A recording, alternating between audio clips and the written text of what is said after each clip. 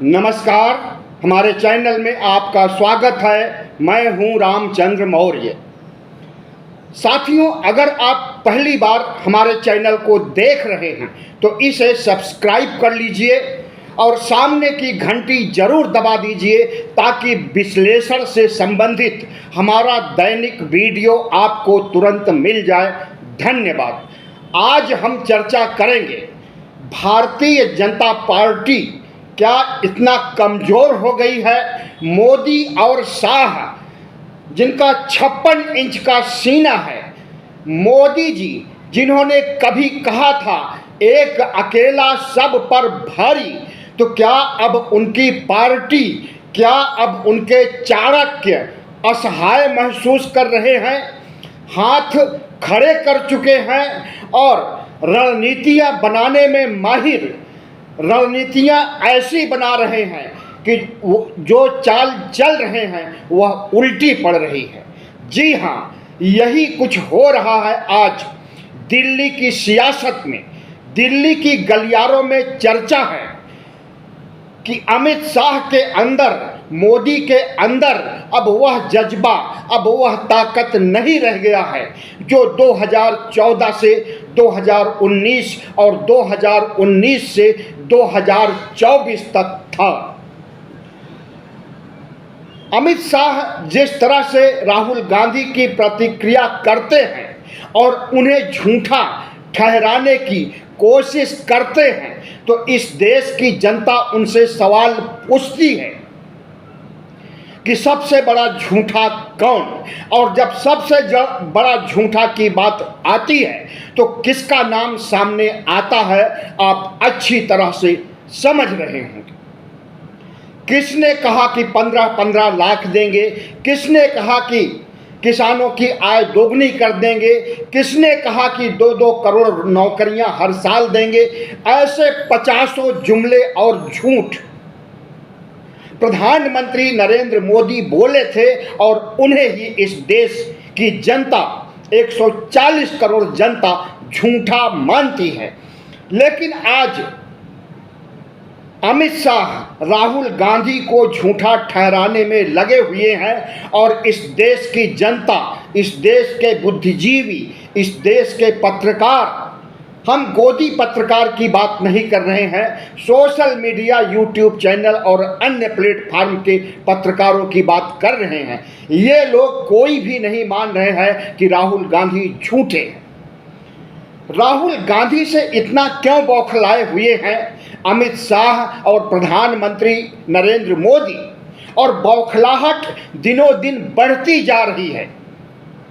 अगर इसकी तह में जाएं तो आज के दिन यानी 30 सितंबर को राहुल गांधी ने जो कुछ किया और इसके पहले लोकसभा चुनाव से लेकर के भारतीय जनता पार्टी के शासन के 100 दिन पूरे होने और उसके बाद अमेरिका जाने, अमेरिका से लौटने के बाद राहुल गांधी ने जो कुछ किया उससे नरेंद्र मोदी और अमित शाह की नींद हराम हो गई है और राहुल गांधी को ट्रोल किया जा रहा है। राहुल गांधी को मार डालने, काट डालने, हत्या करने, जमीन के अंदर दफन कर देने, जीभ काटने पर 11 लाख रुपए इनाम देने के फतवे जारी किए जा रहे हैं भारतीय जनता पार्टी के वरिष्ठ नेताओं के द्वारा। तो ऐसे में समझा जा सकता है कि प्रधानमंत्री नरेंद्र मोदी और गृह मंत्री अमित शाह कितने असहाय हो गए हैं, जिन्हें झूठ, हेट स्पीच, भयंकर भाषण और इस देश को टुकड़े टुकड़े में बांटने की प्रवृत्ति को अपना चुके हैं। राहुल गांधी आज हरियाणा में रथ यात्रा कर रहे हैं। विजय रथ यात्रा या विजय संकल्प यात्रा इसे नाम दिया गया है। और राहुल गांधी का व्यक्तित्व अगर किसी से बना है, संवरा है, तो वह यात्रा ही है। चाहे वो भारत जोड़ो यात्रा कन्याकुमारी से कश्मीर तक रही हो, चाहे वह भारत जोड़ो न्याय यात्रा मणिपुर से मुंबई तक रही हो, और अब रथ यात्रा जो आज राहुल गांधी ने निकाला है और इस पर जितना जन समर्थन मिल रहा है, जितनी भीड़ इकट्ठा हो रही है, उससे लगता है कि अब हरियाणा में आंधी नहीं, हवा नहीं, लहर नहीं, बल्कि सुनामी चल रही है। और इस सुनामी में भारतीय जनता पार्टी बह जाएगी और कांग्रेस स्थापित होगी। जिस तरह से 10 साल पहले स्थापित थी, उससे कहीं ज़्यादा कांग्रेस की नींव गहरी होगी। और कांग्रेस हरियाणा ही नहीं, अन्य 4 राज्यों में भी अपनी सरकार बनाने जा रही है। और अगर ऐसा हो जाता है तो भारतीय जनता पार्टी की अर्थी में आखिरी कील ठोकने का काम राहुल गांधी करेंगे। आज हरियाणा में जो रथ यात्रा चल रही है, उसमें राहुल गांधी और उनकी छोटी बहन प्रियंका गांधी और कांग्रेस के तमाम वरिष्ठ नेता जिस तरह से शामिल हो रहे हैं और जो प्रतिक्रिया उन्हें जनता से मिल रही है, जितना जन सैलाब उमड़ करके सामने आ रहा है, उन्हें संबोधित करते हुए राहुल गांधी हरियाणा की समस्याओं से तो अवगत कर ही रहे हैं, हरियाणा से लेकर अमेरिका तक अपने अनुभव को भी शेयर कर रहे हैं। और इससे हरियाणा की जनता राहुल गांधी को कंधे पर उठा ली है और इनकी भूरी भूरी प्रशंसा कर रही है। और नेहरू के बाद अगर किसी को हरियाणा के समग्र विकास के लिए जिम्मेदार मान रही है, तो अब भावी शासक राहुल गांधी की ओर इस देश की जनता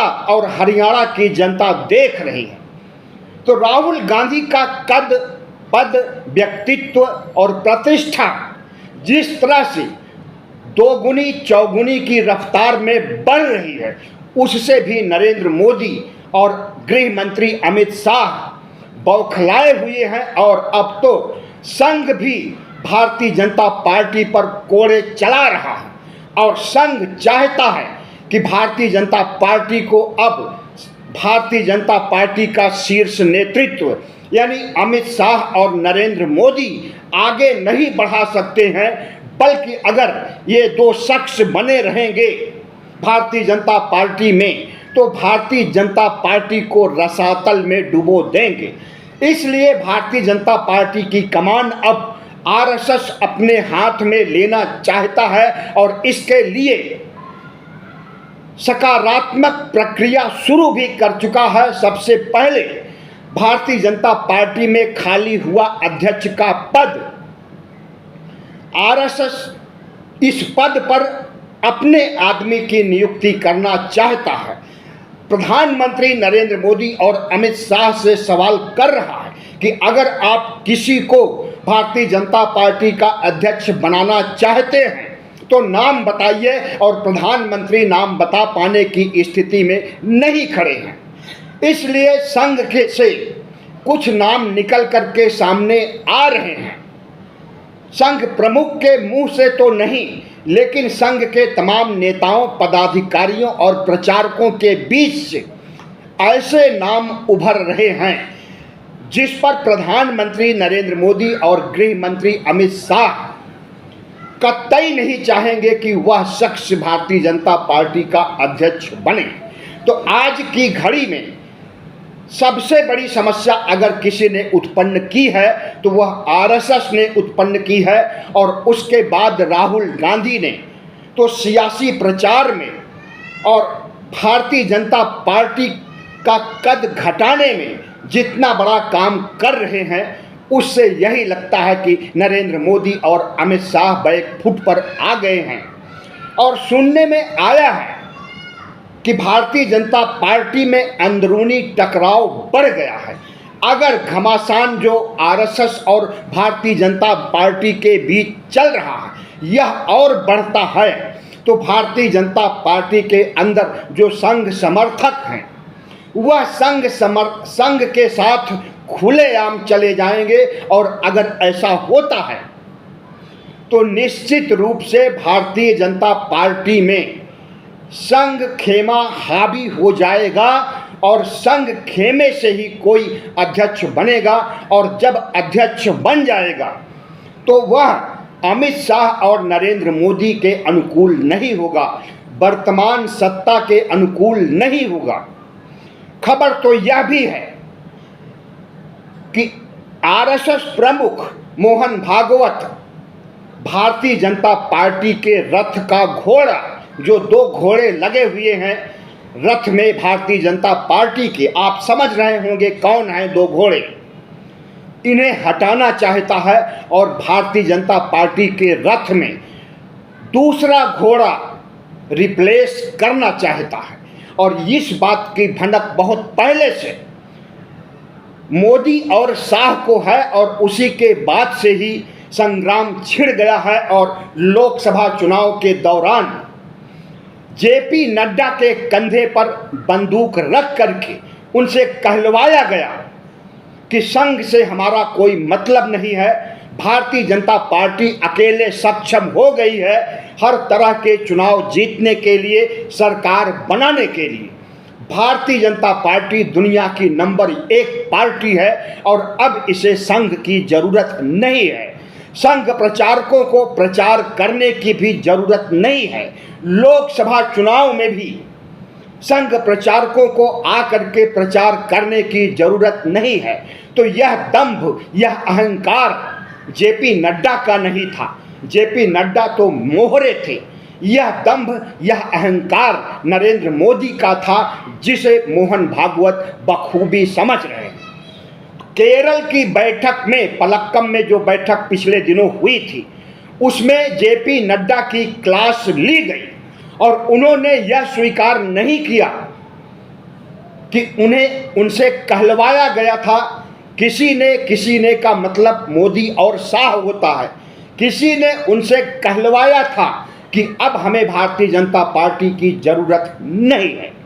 उन्हें नसीहत दी गई, भविष्य में ऐसा करने से सावधान किया गया और छोड़ दिया गया। लेकिन बात वही खत्म नहीं हो गई। बात तो कलपक्कम से शुरू हुई और अब परवान चढ़ रही है। और हमें लगता है कि जब तक नरेंद्र मोदी को सत्ता से बेदखल नहीं कर देगा संघ, तब तक घमासान यूं ही चलता रहेगा। तो आज नरेंद्र मोदी के सामने उनका संगठन सबसे बड़ा दुश्मन है, और दूसरे दुश्मन या यूं कहें सियासी दुश्मन अगर कोई है तो वह राहुल गांधी है, जो आए दिन ललकारते हैं नरेंद्र मोदी और शाह। और इससे बचने के लिए भारतीय जनता पार्टी का IT cell, Bharatiya Janata party के अंधभक्त और कार्यकर्ता, गोदी मीडिया के पत्रकार जिस तरह से राहुल गांधी का चरित्र हनन करते हैं, उन्हें गालियां देते हैं, उन्हें मार डालने की बात कहते हैं, उससे समझ में आ गया है कि अब प्रधानमंत्री नरेंद्र मोदी सकारात्मक तौर तरीकों से भारतीय जनता पार्टी को आगे नहीं ले जा सकते हैं और यहाँ तक कि अपनी सरकार भी नहीं बचा सकते हैं। बैसाखियों पर टिकी हुई नरेंद्र मोदी की सरकार कब गिर जाए कुछ नहीं कहा जा सकता है। नीतीश और नायडू भी भारतीय जनता पार्टी के शीर्ष नेतृत्व से खुश नहीं हैं, क्योंकि उनकी मांगे नहीं मानी गई हैं। विशेष राज्य का दर्जा न तो आंध्र को दिया गया और न बिहार को दिया गया। कुछ पैकेज जरूर दिए गए और उसी पैकेज के बाद अब जो मतभेद उत्पन्न हो रहा है भारतीय जनता पार्टी और नीतीश नायडू के बीच, उसमें सबसे बड़ा यक्ष प्रश्न वही है जिसे राहुल गांधी ने लोकसभा चुनाव के दौरान छेड़ा था, और वह है ओबीसी जनगणना और ओबीसी हक अधिकार और संविधान बचाने का मुद्दा। नायडू और नीतीश दोनों धर्मनिरपेक्ष हैं, दोनों समाजवादी हैं, दोनों राष्ट्रवादी हैं। अवसरवादिता के चलते कुछ समय के लिए समर्थन दे रहे हैं, या यूं कहें कि माला माल होने के लिए कुछ समय के लिए समर्थन दे रहे हैं, लेकिन लंबे समय तक मालामाल होंगे और लंबे समय तक भारतीय जनता पार्टी के शीर्ष नेतृत्व का अहंकार अगर चलता रहा और उनका सीबीआई, ईडी, आईटी का डंडा चलता रहा, उनकी धर्मनिरपेक्षता पर हमला करने, संविधान को खत्म करने की प्रवृत्ति आगे चलती रही, तो निश्चित रूप से जितना बदनामी भारतीय जनता पार्टी की होगी उससे कहीं अधिक नीतीश नायडू की होगी। और इस बात को नीतीश और नायडू समझ रहे हैं और जो संकेत आ रहे हैं आंध्र प्रदेश और बिहार से, अब उन्हें सही समय का इंतजार है। वह सही समय कब आता है? जब 4 राज्यों में भारतीय जनता पार्टी की हार होगी और उस समय आरएसएस प्रमुख मोहन भागवत रथ का घोड़ा बदलने के लिए तैयारी कर लेंगे, तो हमें लगता है कि सही समय वही होगा। उसी समय नीतीश और नायडू का भी फैसला सामने आएगा और उस समय अगर बैसाखी सरकार गिरती है तो निश्चित रूप से मध्यावधि चुनाव संपन्न कराए जाने की प्रक्रिया शुरू होगी। और अगर मध्यावधि चुनाव होता है तो राहुल गांधी की पद प्रतिष्ठा और उनका कद जितना तेजी से लोकप्रिय हो रहा है, अगले प्रधानमंत्री के रूप में राहुल गांधी की ताजपोशी इस देश के 98 करोड़ मतदाता करेंगे। क्योंकि भारतीय जनता पार्टी के चाल चरित्र, चेहरे, उनकी अहंकारी प्रवृत्ति, तानाशाही रवैये और उनकी आपराधिक छवि जो राहुल गांधी के खिलाफ आए दिन प्रकट हो जाती है, इससे इस देश की जनता, इस देश के मतदाता अच्छी तरह से वाकिफ हो गए हैं और अब भारतीय जनता पार्टी के प्रति अधिकांश मतदाताओं का जन समर्थन नहीं रह गया है। हरियाणा में इलेक्शन जो चल रहा है, 5 अक्टूबर को चुनाव होने वाला है, 3 अक्टूबर को चुनाव प्रचार खत्म होने वाला है। उससे संबंधी भारतीय जनता पार्टी का अंदरूनी सर्वे आया है और उस सर्वे ने मोदी और शाह की नींद हराम कर दिया। और उस सर्वे में आया है कि भारतीय जनता पार्टी को सिर्फ और सिर्फ 15 सीटें मिलते हुए दिखाई दे रही हैं। सभी पार्टियां, बड़ी पार्टियां इस तरह के सर्वे कराती हैं। कांग्रेस ने भी सर्वे कराया है जिसमें उसे 60 से 65 सीटें तक मिलने की बात झलक रही है। और इस आंकड़े को और आगे बढ़ाने के लिए राहुल गांधी ने जिस तरह से आनन फानन में रथ यात्रा का कार्यक्रम शुरू किया, उसमें उन्हें सफलता भी मिल रही है। तो हमें लगता है कि जो भारतीय जनता पार्टी के खिलाफ और कांग्रेस के पक्ष में हवा चल रही है, आंधी चल रही है, यह सुनामी जरूर बन जाएगी और भारतीय जनता पार्टी के हार की शुरुआत हो जाएगी। लोकसभा चुनाव के बाद पहली बार किसी राज्य का चुनाव हो रहा है, उसमें जम्मू कश्मीर और हरियाणा है।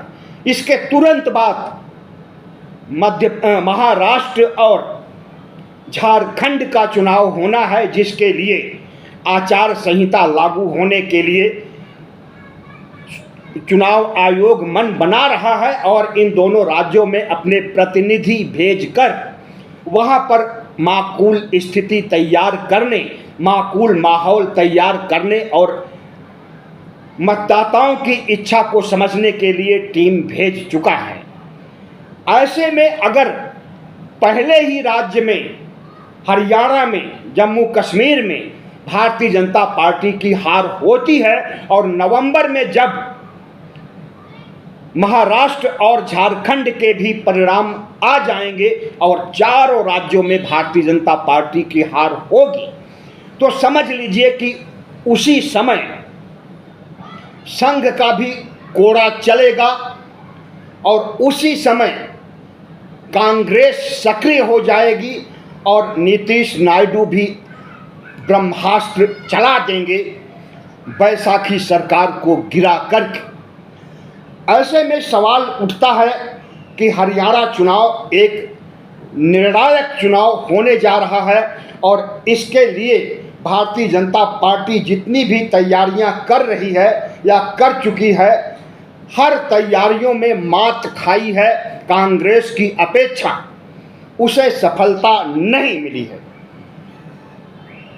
कांग्रेस को हराने के लिए भारतीय जनता पार्टी अपनी पार्टी के लोगों को नहीं सक्रिय कर रही है, बल्कि वहाँ से जो निर्दलीय लड़ रहे हैं और वहाँ से जो उत्कटवा पार्टी के लोग जैसे मायावती, चंद्रशेखर, आम आदमी पार्टी, इन्हें हरियाणा में उत्कटवा ही माना जा रहा है। इन उत्कटवा पार्टियों को समर्थन करके भारतीय जनता पार्टी आर्थिक सहायता और हर तरह की सहायता पहुंचाने का काम कर रही है। भारतीय जनता पार्टी को लग गया है कि वह कांग्रेस को नहीं हरा पाएगी, तो उत्कटवा पार्टियों और निर्दलियों को सहायता करके, उनकी ताकत को बढ़ा करके कांग्रेस को आने से रोकने का प्रयास कर रही है। लेकिन इस आखिरी प्रयास में भी भारतीय जनता पार्टी सफल नहीं हो रही। मुख्यमंत्री नायाब सैनी हारने जा रहे हैं। राहुल गांधी की जो यात्रा आज शुरू हुई है, रथ यात्रा,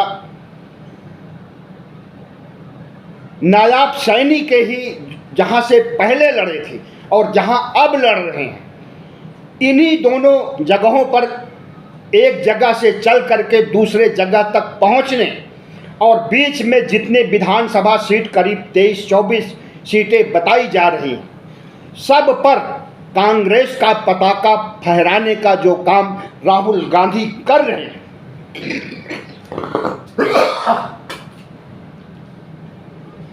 उसमें राहुल गांधी अच्छी तरह से सफल देखे जा रहे हैं। और जो जनता की प्रतिक्रिया मिल रही है, जिस तरह से जन सैलाब उमड़ करके रथ यात्रा में शामिल हो रहा है और जिस तरह से भाषणबाजी का दौर चल रहा है, उससे कांग्रेस मजबूत हुई है और भारतीय जनता पार्टी कमज़ोर हुई है। भारतीय जनता पार्टी के नेता थैलियां खोल चुके हैं। कई ऐसे भारतीय जनता पार्टी के नेता पकड़े गए हैं जिनके पास से लाखों रुपए बरामद किए गए हैं। कुलदीप बिश्नोई, जो कि भारतीय जनता पार्टी के नेता हैं, इनसे इनकी गाड़ी में 45 लाख रुपए बरामद किए गए हैं अभी 2 दिन के अंदर। एक और जो कि नेता का, भारतीय जनता पार्टी के नेता का ड्राइवर है, उसकी गाड़ी में 50 लाख रुपए पाए गए। तो ये 2 मामले तो पकड़े गए, लेकिन वे करोड़ों रुपए जो इधर से उधर जा रहे हैं, सब के सब क्या पकड़े गए होंगे? कतई नहीं पकड़े गए होंगे। और जितना भारतीय जनता पार्टी पैसा पानी की तरह बहा रही है हरियाणा चुनाव जीतने के लिए, उसमें उसका पैसा व्यर्थ जा रहा है और भारतीय जनता पार्टी की बुरी तरह से हार हो रही है। बहुत बहुत धन्यवाद। हमारे चैनल को सब्सक्राइब कीजिएगा, लाइक कीजिएगा और शेयर कीजिएगा।